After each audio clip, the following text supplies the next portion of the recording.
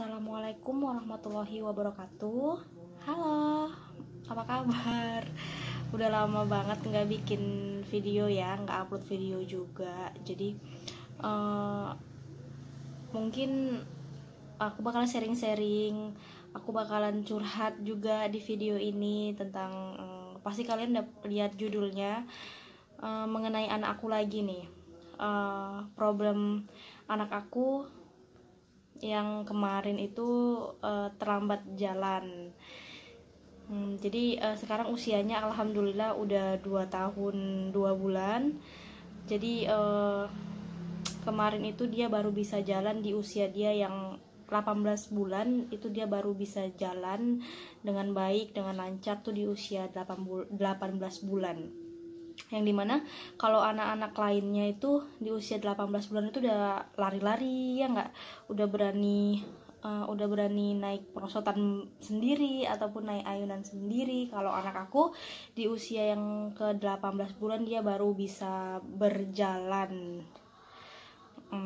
Jadi aku memulai dari mana ya, dari fase-fase dia deh ya, waktu fase-fase pertumbuhan dia ya. Jadi di usia dia yang kemarin waktu nginjak 3 bulan ke 4 bulan itu dia nggak mau sama sekali tengkurap, teman-teman. Dia kalau ditengkurupin itu dia selalu nangis-nangis gitu. Jadi dia nggak bisa tengkurup sendiri, nggak bisa tengkurup sendiri, nggak bisa balikan badan dia sendiri gitu. Jadi mesti harus ada bantuan gitu kan. Nah, jadi di situ aku udah was-was banget sih sebenarnya. Cuman mungkin beda-beda lah ya setiap anak, ya pastilah beda-beda. Jadi udah masuk nih, udah waktu usia 5 bulan kan, mau ke jalan 6 bulan kan, waktunya mau MPASI. Jadi kan memang harus bisa duduk dulu kan, bisa duduk dengan baik dulu baru mulai MPASI kan. Jadi aku bantu dia duduk, dia juga nggak bisa duduk sendiri di usia dia yang mau jalan 6 bulan itu. Harus memang ada sandarannya, entah bantal dia, entah boneka dia di belakang gitu, baru dia bisa duduk dan makan dengan baik. Jadi di usia 6 bulan itu memang nggak ada kendala sama. Lanjut, waktu di usia 6 bulan nggak ada kendala sama sekali, MPASI-nya juga makannya juga lancar-lancar aja, nggak ada drama-drama GTM juga nggak ada. Setelah itu masuk di usia ke 10 bulan mau ke 11 bulan dia sama sekali nggak mau. Kalau di usia segitu kan kita ngelatihnya untuk berjalan itu kan kita tita-tita gitu kan, biar anaknya tuh mau rambatan gitu loh kalau orang bilang. Tapi sama sekali dia nggak mau, teman-teman, nggak mau. Ibu-ibu dia kayak takut gitu loh sama lantai. Jadi pas aku mau tita kaki dia berdiri itu dia nggak mau dan nangis kayak kesakitan gitu. Aku paniknya luar biasa. Aku tuh bingung ya, aduh gimana ya, anakku udah usia segini nih, udah mau 11 bulan ini, kenapa kalau ditita-tita tuh nggak mau. Nah disitulah waktu masuk usia ke 11 bulan aku sama suami konsul nih ke dokter anak ya kan, karena mungkin aku udah terlalu khawatir tentang perkembangan motorik anak aku yang mungkin terlambat kalau orang bilang. Jadi waktu usia dia 11 bulan itu aku bawa dia ke dokter spesialis anak. Udah aku datang ke dokter spesialis anak, aku periksain dia, aku curhat-curhat sama dokternya, aku ngomongin nih apa kendala atau apa masalah sama anak aku. Jadi udah sampai biasanya dong kalau udah sampai ke klinik sampai ke klinik, datang baby terus diperiksa suhu tubuhnya, berat badannya ya kan, tinggi badannya, terus dokter juga ngukur lingkar kepalanya gitu. Nah mungkin dokternya tuh was-was juga karena lingkar kepala anak aku tuh cuman kurang 1 cm-nya. Kalau misalnya normalnya di usia segitu kan 42 sampai 45 kalau nggak salah cm. Ini anak aku cuman 41 deh kalau nggak salah, kemarin 40 kalau nggak salah. Iya. Jadi cuman kurang 1 doang mungkin di usia segitu. Jadi dokternya bilang dia mungkin was-was sama mungkin takutnya hidrosepali gitu kan. Kok mikrosepali takutnya. Jadi aku disuruh datang lagi di seminggu kemudian, suruh datang lagi untuk ngukur lingkar kepalanya dan dikontrol lagi kan sama dokter itu. Nah, waktu dokter itu nyaranin aku untuk ke fisioterapi anak. Jadi anak aku tuh bakal di fisioterapi kakinya. Mungkin otot anak aku ini, otot kakinya ini belum kuat untuk ini kan, untuk berdiri gitu. Jadi 2 hari kemudian abis konsul dari rumah sakit, aku disaranin kan ke dokter ke fisioterapi anak. Oke, udah sampai fisioterapi anak, ya kakak itu lagi gak bisa gitu. Tapi alhamdulillahnya ternyata kakak itu tinggalnya gak jauh banget dari rumah kami. Alhamdulillahnya kan udah aku kontakkan sama kakak itu, terus kakak itu mau datang ke rumah. Jadi waktu tuh kalau nggak salah bayarannya 80.000 sekali ketemu gitu. Jadi pertama kali ketemu dia urut kakinya anakku pelan-pelan, lembut-lembut. Ini katanya ototnya memang belum kuat gitu. Terus dari pinggangnya kan, tulang ekornya juga belum kuat ini untuk memompang tubuh dia supaya bisa jalan gitu. Udah waktu itu berapa kali pertemuan deh kalau nggak salah sama kakak itu, alhamdulillahnya dia mau ngelangkah 1-2 gitu. Tapi ya gitu, perubahannya dikit-dikit itu di usia dia yang 1 tahun, mau jalan 1 tahun. Udah ke fisioterapi anak itu aku udah agak sedikit legaan kan, karena kan memang banyak banget nih yang kadang kita nggak tahu juga ya, orang-orang di luar sana tuh ngomonginnya gimana, anak kita tuh gimana gitu kan, seusia dia yang udah waktunya jalan-jalan ataupun lari-lari gitu dengan teman-temannya, anak aku belum. Itu kayak ngerasa kecil hati sih sebenarnya. Cuman kan banyak dukungan dari keluarga juga, dari mamaku, dari mertuaku, dan suamiku tuh kayak udah memang anak itu beda-beda, perkembangannya tuh beda-beda, nggak sama gitu kan. Cuman karena kita masih baru, ibu baru, terus kayak harus banyak belajar gitu. Jadi kayak ngerasa kenapa ya anakku kayak gini, kenapa. Sebenarnya kemarin tuh kayak aku ngebanding-bandingin anak gitu loh, ngebanding-bandingin anak aku sama anak yang lain gitu. Tapi sebenarnya sih nggak boleh kan kayak gitu, cuman karena masih baru jadi aku butuh banyak banget pengetahuan sama belajar dari orang-orang yang udah berpengalaman anaknya kayak gitu. Jadi udah ini sampai ke fisioterapi ya.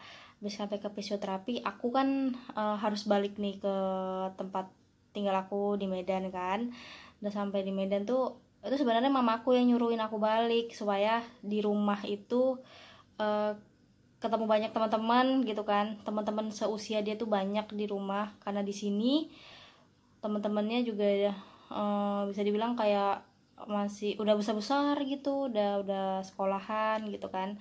Sampai di Medan mamaku nyaranin, kan udah berhenti nih fisioterapinya gitu kan, walaupun dia belum mau banget untuk ditita-tita gitu kan. Ditita 1-2 langkah gitu, tita 1-2 langkah terus dia nangis lagi, tita 1-2 langkah nangis lagi, kayak sakit banget ini kakinya gitu. Udah sampai di Medan mamaku nyaranin aku untuk ke tukang, ini waktu dia usia 1 tahun 2 bulan, untuk ke tukang urut bayi gitu. Memang bukan medis yang nanganin kan, kalau kemarin-kemarin kan dokter anak udah turun, fisioterapi udah turun kayak gitu kan. Kalau kemarin fisioterapi aku sampai 8 kali kalau nggak salah sama kakak itu, dan perubahannya cuman ya memang alhamdulillah cuman 1-2 langkah waktu ditita terus dia nangis gitu. Kayak sakit banget nih. Jadi pas di Medan mamaku nyaranin untuk pergi ke tukang urut ya orang-orang rumah lah, kayak kampung gitu kan, tukang urut kampung.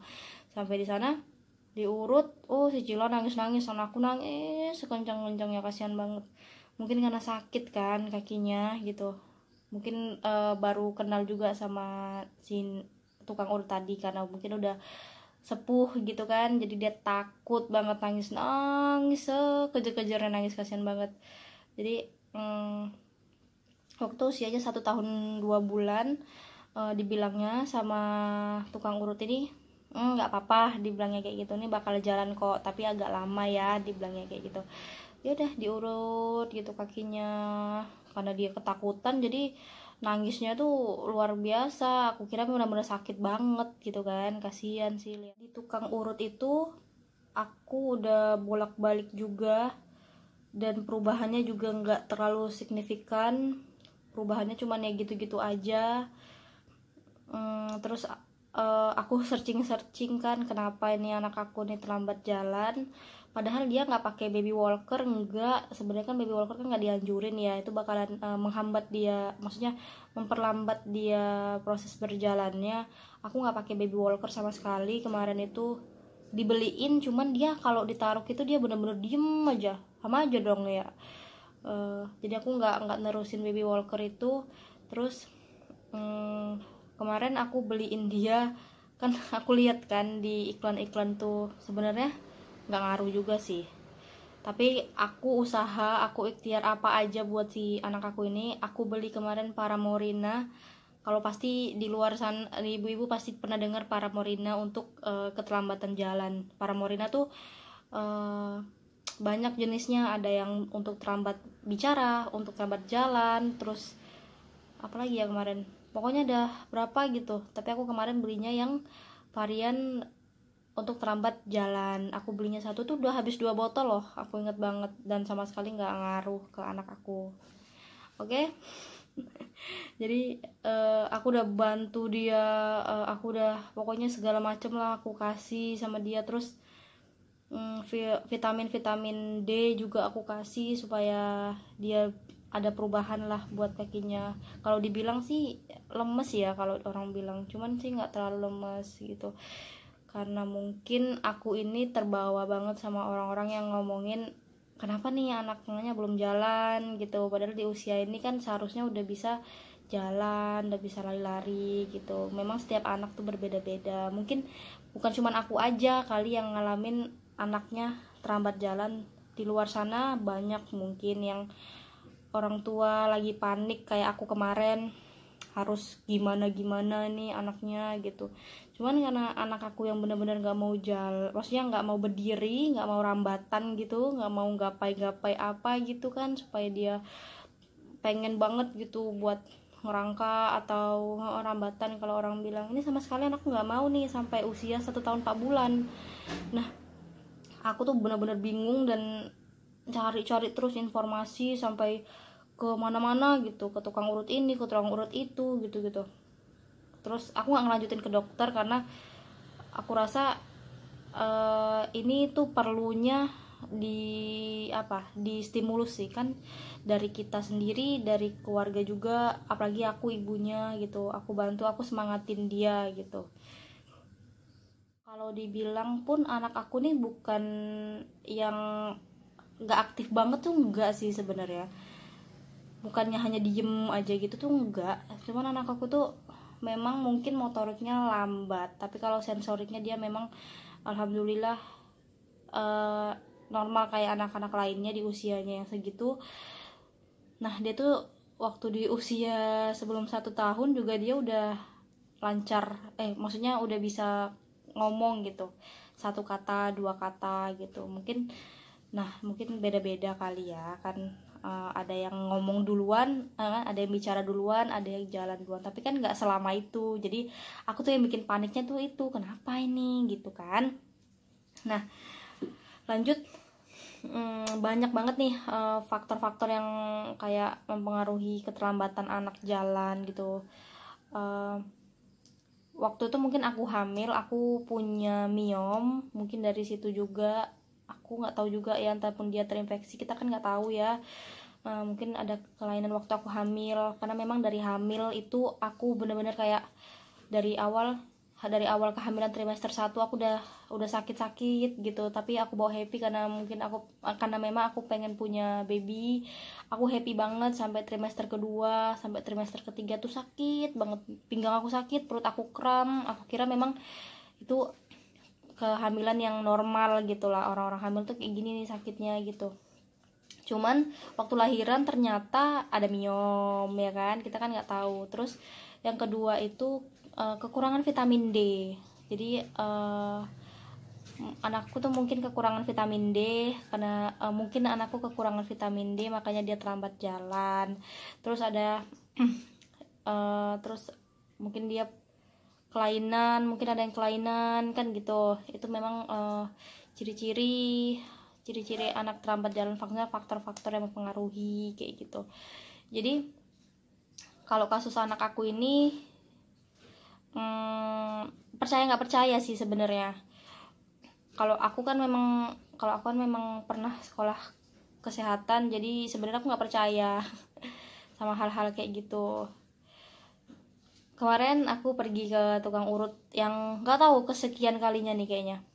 Nah, disinilah taunya nih anakku kenapa. Kalau orang lain bilang kalau mau percaya ataupun nggak percaya terserah, tapi ini nyata gitu kan.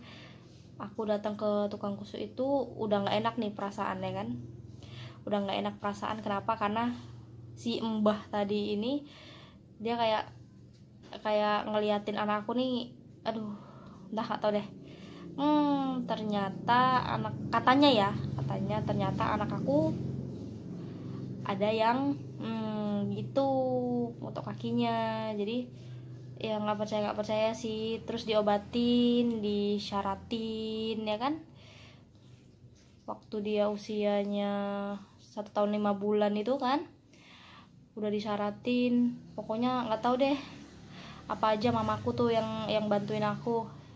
Setelah dari tempat mbah ini, seminggu kemudian alhamdulillah deh, dia mau jalan, dia mau berdiri, dia mau melangkah sendiri. Percaya nggak percaya sih aku, cuman itu kenyataannya. Nggak tahu udah berobat kemana-mana, udah dikasih apa aja, tapi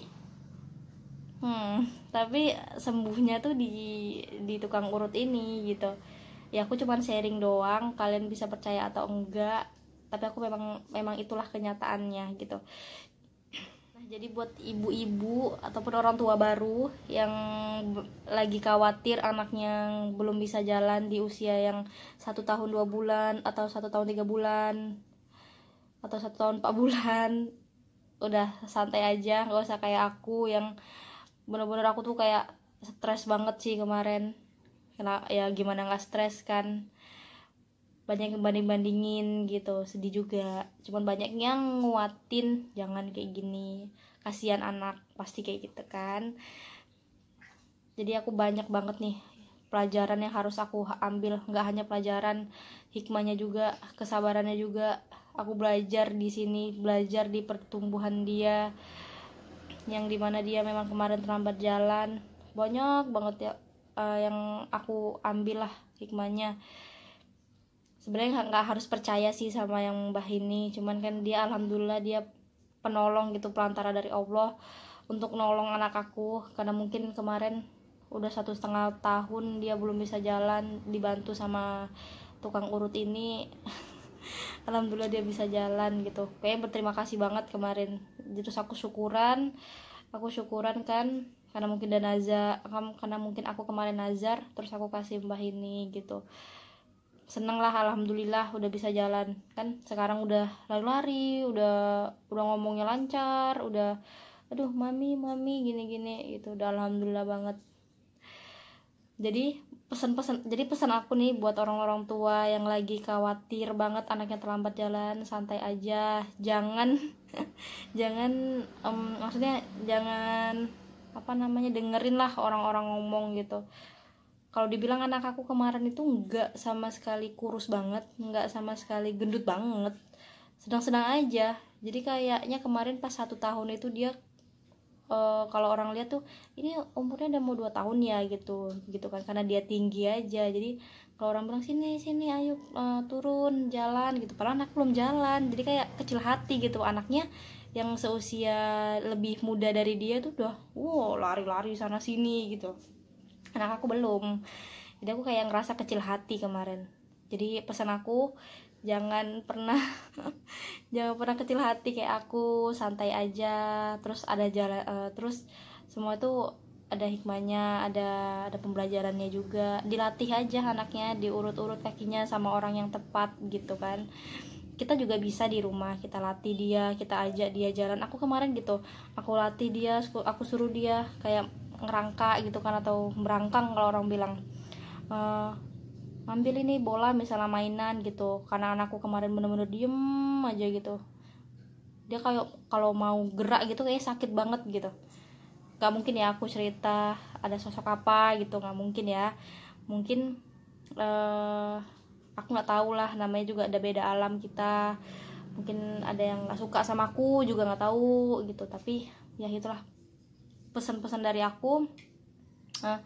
Jangan kecil hati, sabar aja, santai aja, woles aja. Pasti anak jalan, gak ada yang gak jalan, kecuali dia memang benar-benar ada kelainan dari lahir, ataupun yang lainnya gitulah, masalah-masalah kesehatan yang lainnya gitu. Tapi kalau anak yang benar-benar sehat, anak yang benar-benar kayak aktif, terus sensorinya bagus walaupun motoriknya agak lambat, santai aja, pasti jalan kok.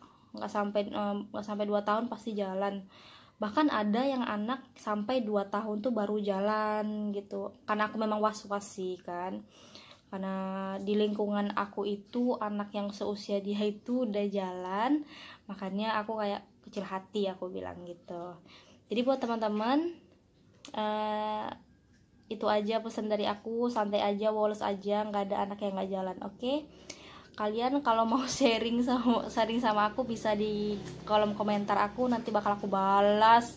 Kita bakal sharing-sharing kayak kemarin itu, untuk naikkan baby anakku yang GTM parah banget tuh. Aku minumin susu itu, banyak banget yang sharing-sharing. Alhamdulillah anaknya cocok. Dan ini kalau anaknya lagi terlambat jalan, walaupun maksudnya walaupun belum jalan di usia yang 1 tahun atau 1 tahun 2 bulan 3 bulan, jangan khawatir. Masih banyak orang-orang di luar sana yang kayak yang ngalamin lah kayak gitu. Jadi agak sedikit mengurangin, ya kan, agak sedikit mengurangin kekhawatiran gitu, kekhawatiran kita. Nah, jadi di situ sampai di sini aja video aku. Kalian boleh percaya atau enggak, terserah. Yang penting ini pengalaman aku, pengalaman anak pertama aku, Arsila. Bye. Assalamualaikum warahmatullahi wabarakatuh.